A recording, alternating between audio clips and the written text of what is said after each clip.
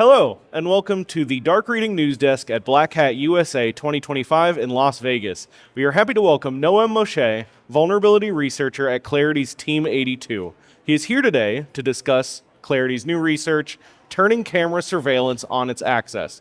Now, Noam, welcome. Nice to meet you. Nice to meet you too. I understand that your research concerns a few vulnerabilities involving one of the major video surveillance vendors. Yeah, that is exactly correct. We took a look at Axis, one of the major brands in video surveillance, and tried to understand what is the possible attack surface an attacker could exploit to actually gain pre-authorized code execution and fully exploit the ecosystem. So, if these vulnerabilities are exploited, what can folks get access to? So essentially, it's twofold. First, you gain access to the server itself, meaning you are now the owner, you execute arbitrary code on the server, and you can do whatever you want. However, next, you can actually pivot and leverage your way into actually controlling the different IP cameras that the server manages.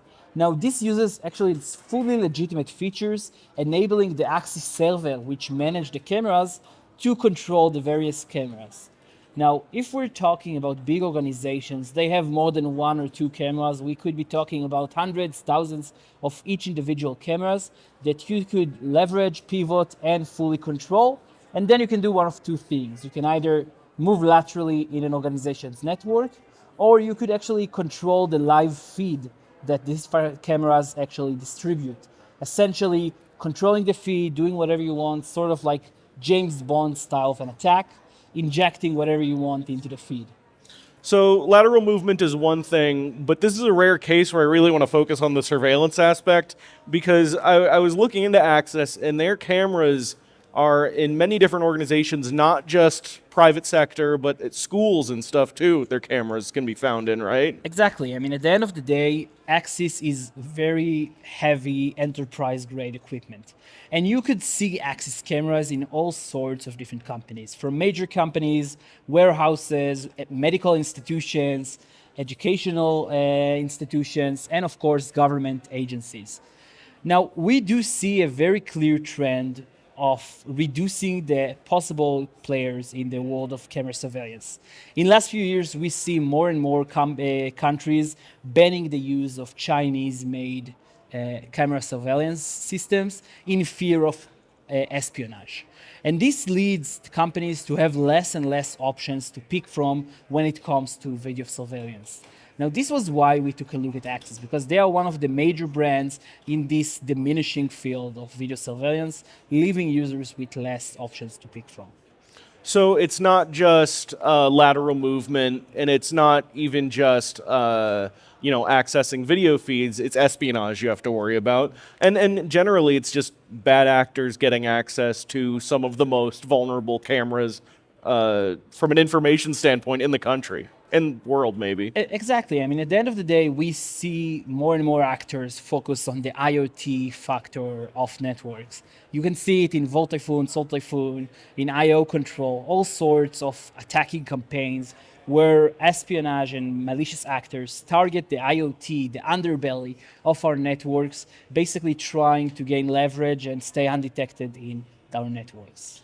Now, do these vulnerabilities, when exploited, allow data exfiltration of any kind of the camera feeds themselves? So they essentially allow full control over the management server that manages your entire camera fleet.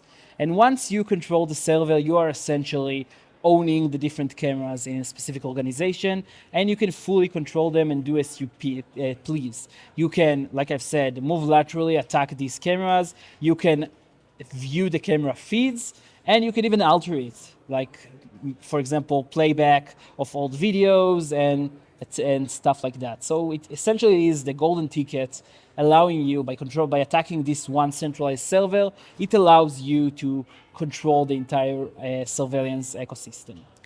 It might be funny to ask this when we're at like one of the biggest security conventions in the country, but why should folks pay attention to these vulnerabilities? So I think in real life, threat actors, when they try and approach and see what kind of net vectors they have into an organization's network, they try and target the internet exposed services of a company. Now it could be your VPN, your file sharing, and essentially anything that you forward to the internet.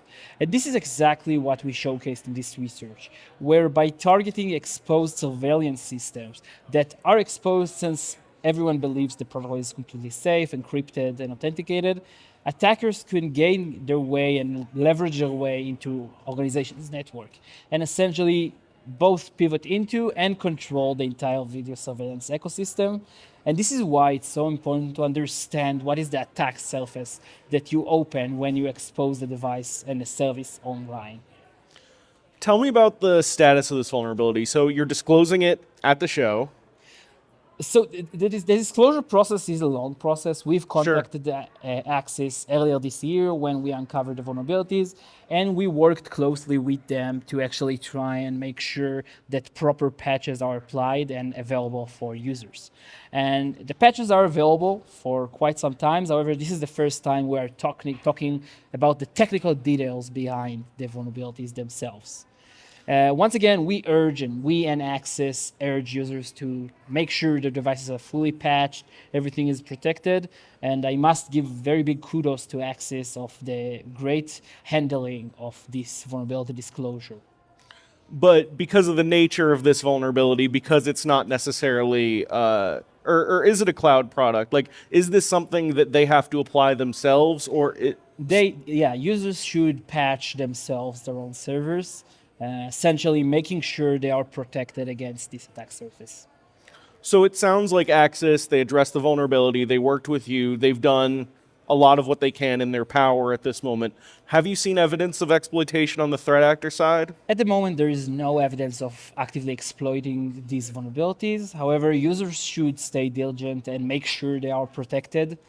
Because at the end of the day, this is a race chase. Like the attackers are keeping improving their tool sets, and defenders should always keep up to date and make sure they are protected again against recent attacks. Thinking about this then, because with these vulnerabilities, there's always a few folks that even if they should, they might not patch against the vulnerability. How easy is it to exploit from a threat actor side, and do you anticipate threat actors taking interest in these vulnerabilities? So I believe it is a target for threat actors, specifically the IoT field, video surveillance. We do see a big increase in threat actors targeting these specific devices. If, for example, a user is not able to patch for some reason, I would recommend limiting access to the access management servers and making sure that you have proper segmentation to make sure that even if an attacker would be able to exploit the server, they would not be able to move laterally within your network. Sure. And as we sort of start wrapping up and thinking about, final takeaways for the folks at home, anything else they should keep in mind? Anything, even if they don't necessarily use these cameras, if they see their research, what do you think your final thoughts would be? So I think in general, we need to remember that the IoT is sort of the unseen belly of our networks. We have less visibility, we have less knowledge, we have less logging and antivirus systems in our IoT devices. And users should remember that these are amazing targets for would-be attackers, and we should be able to protect against attackers trying to leverage their way into our networks from the IoT vector. Excellent. Well, that was great. Thank you so much, Noam. I really appreciate your time. And thank you so much to everyone at home watching. My name is Alex Culafi, here with Dark Reading at the Black Hat USA 2025 News Desk. Thank you so much for watching. We'll see you next time.